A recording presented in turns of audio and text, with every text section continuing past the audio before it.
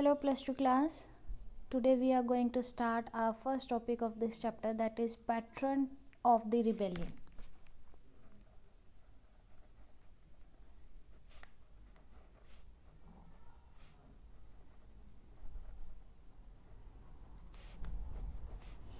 And this topic is on from page number 289 to page number 291 in your NCERT part 3 book.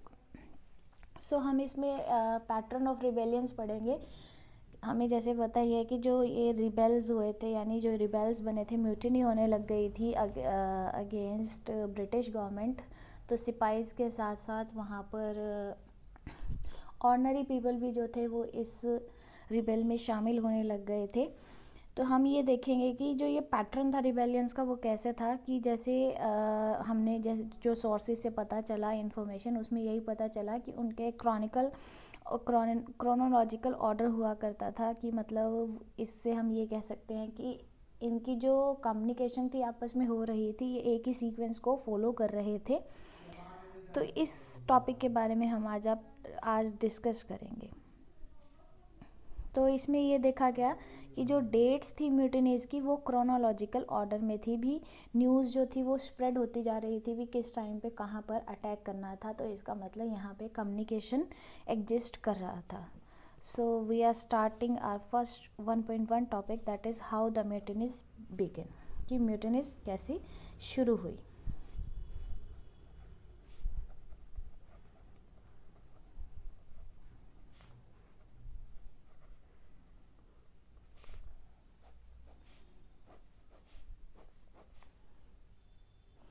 तो जब ये सिपाहीज थे, तो जब ये कोई एक्शन लेने वाले होते थे ब्रिटिश गवर्नमेंट के अगेंस्ट, तो ये क्या दिया करते थे, सिग्नल दिया करते थे.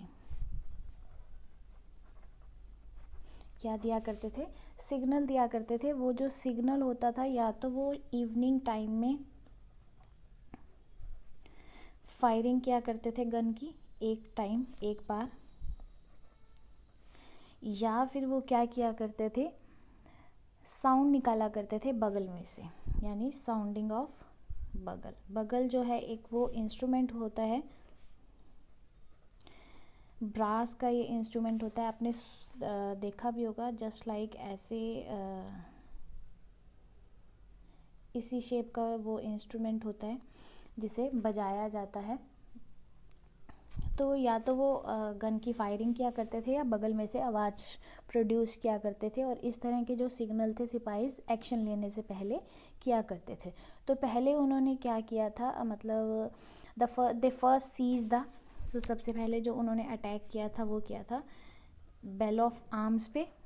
जैसे कि हमने अपने लास्ट टॉपिक में भी डिस्कस किया था, बेल ऑफ आर्म्स मतलब स्टोर रूम ऑफ आर्म्स. यहाँ पे ब्रिटिश गवर्नमेंट जो थी आर्मी के आर्म्स वगैरह रखा करती थी, वहाँ पर जो था अटैक किया गया था. और फिर ट्रेजर को प्लंडर किया गया था, यानी खजाने को लूटा गया था.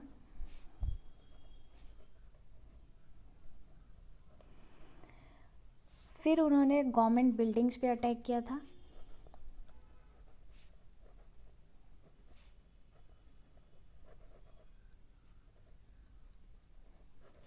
ब्रैकेट में लिख लेते हैं अटैक, सो दैट आपको याद रहे. गवर्नमेंट बिल्डिंग पे अटैक किया था उन्होंने, जेल पे अटैक किया, ट्रेजरी पे अटैक किया. तो इस तरह से टेलीग्राफ जो लाइन थी उन्होंने ख़त्म कर दी थी. कोर्ट रूम में आग लगा दी थी ताकि ब्रिटिश गवर्नमेंट जो है उनको बहुत ज़्यादा परेशानियां झेलनी पड़े. अल्टीमेटली हम ये कह सकते हैं कि वो ब्रिटिश गवर्नमेंट को तंग करना चाहते थे. और क्यों तंग करना चाहते थे, क्योंकि जो म्यूटिनीज थे वो भी ब्रिटिश के रूल्स एंड रेगुलेशन से काफ़ी परेशान हो चुके थे. जैसे हमने अपने लास्ट टॉपिक में डिस्कस किया कि आर्म्स के ऊपर या वेपन्स के ऊपर काऊ और पिग की मीट की कोटिंग कर दी जाती थी, जिन्हें उन्हें अपने माउथ से पील ऑफ करना पड़ता था, जो उनके रिलीजन के यानी हिंदू मुस्लिम के रिलीजन के अगेंस्ट था. तो इस चीज़ से वो काफ़ी चिढ़ चुके थे और वो ब्रिटिश गवर्नमेंट के लिए म्यूटिनीज बन गए थे. इस तरह का वो उन्होंने अटैक सिस्टम बना रखा था. और अटैक करने से पहले वो सिग्नल दिया करते थे. उन्होंने हर वो जगह पर अटैक किया था that was connected to white mans, या जिससे हम कहेंगे कि जो ब्रिटिशर से रिलेटेड कोई भी जगह हुआ करती थी, कोई भी चीज़ हुआ करती थी, उन पर वो अटैक किया करते थे, अपनी फ्रस्ट्रेशन को निकाला करते थे। यानी वाइट मैन उनका क्या बनता जा रहा था, एक टारगेट बनता जा रहा था। प्रोक्लेमेशंस भी की उन्होंने। प्रोक्लेमेशंस में मतलब एक अनाउंसमेंट जो पब्लिकली या ऑफिशियली की जाती है, प्रोक्लेमेशंस की, और ये बताया गया कि ये सब लोग क्या हैं, यूनाइट हैं, यानी हिंदू, मुस्लिम, उर्दू, पर्शियन लोग सब क्या हैं, एक साथ हैं, और उन्होंने एक अपनी यूनिटी बना ली है। शहर में ऐसी प्रोक्लेमेशन की गई थी, और उनका जो टारगेट है वो टारगेट क्या था, एक्सटर्मिनेट ब्रिटिशर्स।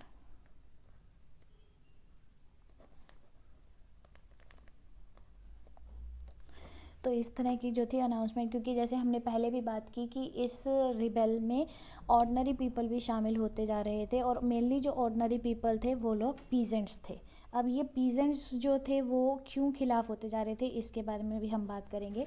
जैसे हमने हमारे प्रीवियस चैप्टर में भी बात की थी कि जो पीजेंट्स हैं उन्हें लोन लेना पड़ता था अपनी ज़मीनों के ऊपर क्रॉपिंग करने के लिए, तो मनी लेंडर से वो पैसे बोरो किया करते थे। लेकिन जो मनी लेंडर्स थे ना, वो बहुत ज़्यादा पीजेंट्स को क्या किया करते थे, परेशान किया करते थे। तो पीजेंट्स की नज़रों में मनी लेंडर जो थे वो ऑप्रेसर थे, यानी जो उन्हें ऑप्रेस करते थे, उन्हें दबाते थे, उन्हें परेशान करते थे, और साथ ही साथ वो ब्रिटिश के एलाइज भी थे। एलाइज मतलब सहयोगी, यानी वो ब्रिटिशर्स का साथ दे रहे थे। तो मनी लैंडर्स जो पीजेंट्स थे वो चिढ़ गए थे, इसीलिए वो इस रिबेल में क्या हो गए थे, ऑर्डिनरी पीपल यानी मेनली पीजेंट्स जो थे शामिल हो गए थे, और उन्होंने मनी लैंडर्स की बिल्डिंग पर उनके रिलेटेड जो भी डॉक्यूमेंट हुआ करते थे, या जो भी प्लेस हुआ करते थे, जो भी ऑब्जेक्ट हुआ करते थे, उन पर उन्होंने टारगेट करना शुरू कर लिया। तो पीजेंट्स जो थे उन्होंने मनी लैंडर को क्या बना लिया था, ऑब्जेक्ट बना लिया था। अब ये ऑब्जेक्ट क्या होता है, अगर आपने इंग्लिश की ग्रामर में थोड़ा सा फोकस किया हो, तो एक सेंटेंस जो होता है वो 3 चीज़ों से बनता है। First is subject, then verb, and then object. कई बार सब्जेक्ट और वर्ब से भी क्या बन जाता है, सेंटेंस, लेकिन मेनली जो सेंटेंस होता है वो सब्जेक्ट, वर्ब और ऑब्जेक्ट। सब्जेक्ट का मतलब जो काम करने वाला होता है, वर्ब मतलब जो काम किया जाता है, मतलब जिसकी हेल्प से काम किया जाता है, और ऑब्जेक्ट मतलब जो काम होता है, टारगेट। तो यहाँ पे पीजेंट्स ने किसको ऑब्जेक्ट बना लिया था, मनी लेंडर्स को ऑब्जेक्ट बना लिया था, इसलिए वो जो रिबेल में थे शामिल हो गए थे सिपाहीज के साथ। तो हमें बहुत अच्छे से क्लियर होनी चाहिए ये बात कि ऑर्डिनरी पीपल का क्या टारगेट था, क्योंकि उन्होंने तो कोई वेपन्स को मुंह से नहीं छीलना होता था। तो वो जो थे वो क्यों इस रिबेल में शामिल हो गए थे, तो इसका हमारे पास साफ साफ यही रीज़न है कि जो पीजेंट्स थे वो मनी लैंडर के अगेंस्ट थे, क्योंकि मनी लैंडर बहुत ज़्यादा ऑप्रेस किया करते थे, परेशान किया करते थे, और वो ब्रिटिशर्स के एलाइज माने जाते थे उस टाइम पे। इसलिए पीजेंट्स ने यानी ऑर्डिनरी पीपल ने मनी लैंडर्स को टारगेट बनाया, और इस रिबेल में सिपाहीज के साथ इंक्लूड हो गए थे।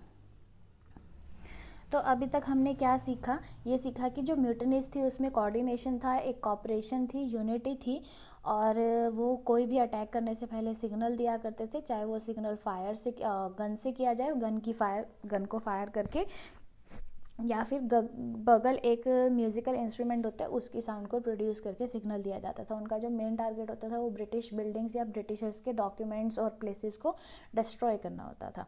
तो उन्होंने कुछ टाइम के बाद एक ऑफिशियल वो कर दी, अनाउंसमेंट कर दी कि हिंदू मुस्लिम सब एक हैं, पर्शियन लोग एक हैं, और वो ब्रिटिशर्स को ख़त्म करना चाहते हैं सिटीज़ में। और जो ऑर्डिनरी पीपल थे वो भी रिबेल में क्या हो गए थे, शामिल हो गए थे। मेनली इस ऑर्डिनरी पीपल में हम यहाँ बात कर रहे हैं पीजेंट्स की। पीजेंट्स जो थे मनी लैंडर्स से काफ़ी परेशान थे, इस वजह से वो मनी लैंडर्स को सबक सिखाना चाहते थे या उन्हें डिस्ट्रॉय करना चाहते थे, और इस वजह से वो इस रिबेल में शामिल हो गए थे। जो मेजर टाउन्स थे जहाँ पे ये रिबेलियंस अराइज हुए थे वो टाउन्स थे लखनऊ, कानपुर एंड बरेली। तो ये नाम हमने सब्जेक्टिव और ऑब्जेक्टिव दोनों क्वेश्चन के टारगेट को लेते हुए याद रखने हैं, लखनऊ, कानपुर एंड बरेली। तो इन 3 प्लेसेस के जो लोग थे वो इकट्ठे हुए थे, और उन्होंने मनी लैंडर्स को, रिच पीपल को टारगेट बनाया था, सो दैट ये जो म्यूटिनी थी ये बहुत जल्दी, यानी ये जो बागी हुए थे लोग वो बहुत जल्दी एक रिवोल्ट में, एक विद्रोह में बदल गया था। और फिर क्या हुआ था, जो जनरल डिफेंस थी वो होती जा रही थी, यानी अथॉरिटी और हायरार्की को फॉलो नहीं किया जा रहा था, कोई भी ऑफिसर्स के ऑर्डर्स को फॉलो नहीं किया जा रहा था। जो क्या होने लग गया था, डिसओबीडियंस वहाँ पर होने लग गया था, जिसे क्या कहा गया है, जनरल डिफाइंस कहा गया अथॉरिटी और हायरार्की के खिलाफ। तो जब मई और जून का टाइम पीरियड आया,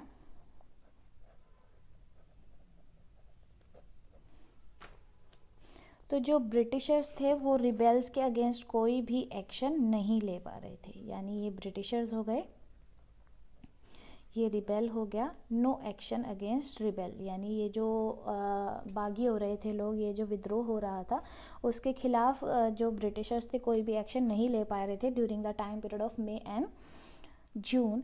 क्यों? क्योंकि हर ब्रिटिशर क्या कर रहा था, अपने ही खुद को बचाने की प्रोटेक्शन कर रहा था, यानी खुद को बचा रहा था या फिर अपनी फैमिली को बचाने में लगा हुआ था। तो यहाँ पे जो ब्रिटिशर्स थे वो बहुत ज़्यादा वीक पड़ते जा रहे थे, तो इस वजह से ऐसा कहा गया है कि जो ब्रिटिशर्स थे ना, ब्रिटिश ऑफिसर्स थे वो कैसे बिखरते जा रहे थे या कैसे वीक होते जा रहे थे। जैसे कि एक कार्ड का घर, ताश के पत्तों का क्या बनाया जाता है, हाउस बनाया जाता है, कार्ड्स हाउस, और वो क्या होता जा रहा है, कोलैप्स होता जा रहा है, यानी वो इतना ही कमज़ोर होता है जितना मतलब ब्रिटिश गवर्नमेंट उस टाइम पर हो रही थी। कार्ड के जो घर होते हैं उसे बिखेरने में एक हमारी जो ब्लो है उस वही काफ़ी होती है। इस तरह से ये एग्जांपल दिया गया है कि जो ब्रिटिशर्स थे उस टाइम पे वो ऐसे कोलैप्स हो रहे थे जैसे कि कार्ड्स हाउस कोलैप्स्ड हो जाता है। ठीक है, तो यहाँ पर ये जो ब्रिटिश थे वो बहुत ज़्यादा कमज़ोर होते जा रहे थे। तो अब हम अपना नेक्स्ट टॉपिक डिस्कस करेंगे, that is lines of communication, कि ये जो कम्युनिकेशन हो रहा था विद्रोहियों के बीच में, रिबेलियंस के बीच में, वो कैसे हो रहा था, हमें कैसे पता चला कि उनके बीच में कोई ना कोई कम्युनिकेशन हो रहा था। तो इसमें हम ये बात करेंगे कि कम्युनिकेशन लाइन वहाँ पर एग्जिस्ट कर रही थी, कैसे हमें पता चला कि वहाँ पर कम्युनिकेशन जो था एग्जिस्ट कर रहा था, क्योंकि आर्मी जो थी वो हर जगह पर थी। और इस टॉपिक से ऊपर एक हमें सोर्स 1 दिया गया है जिसे आपने रीड करना है, और उसके साथ एक येलो बॉक्स है, उससे रिलेटेड आपने जो डिस्क्रिप्शन है वो सॉल्व करनी है। तो ये जो है आपने सोर्स 1 और जितने भी सोर्सेज हमारे चैप्टर में आते हैं वो आप सेल्फ करते हैं, और आपने सेल्फ ही करने हैं। अगर कोई प्रॉब्लम है, let me know about this, we will discuss. And now we are going to discuss our next topic, lines of communication. क्या हुआ था कि कैसे हमें पता चला लाइंस ऑफ कम्युनिकेशन हो रहा है, तो कुछ ऐसे क्या कह सकते हैं हम, सिग्नल्स मिले या ऐसे कुछ एविडेंसेस मिले जिससे हमें ये पता चला कि जो म्यूटिनीज थे वो आपस में कम्युनिकेट कर रहे थे। तो कैसे पता चला, फर्स्ट ये तो एक क्लू ये था कि जो 7th अवध इरेगुलर कैवलरी थी ना, ये नाम है, क्या है, नाम है।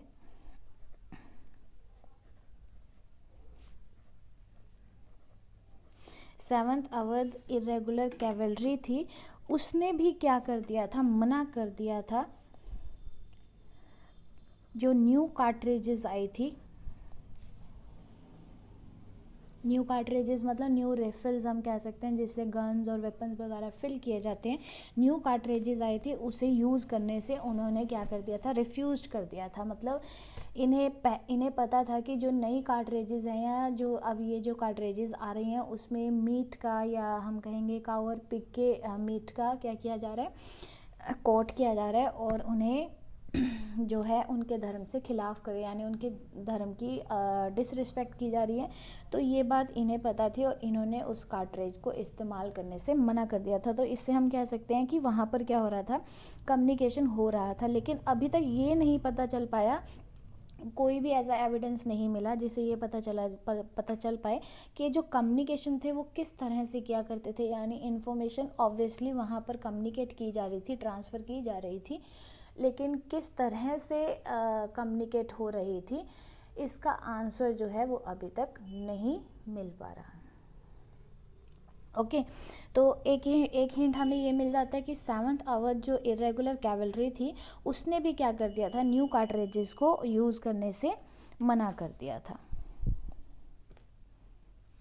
और उन्होंने साथ के साथ 48 नेटिव इन्फेंट्री जो है 40 ये जो है नाम है आर्मी के, नेटिव इन्फेंट्री जो है उसे भी लिख दिया था इस बारे में।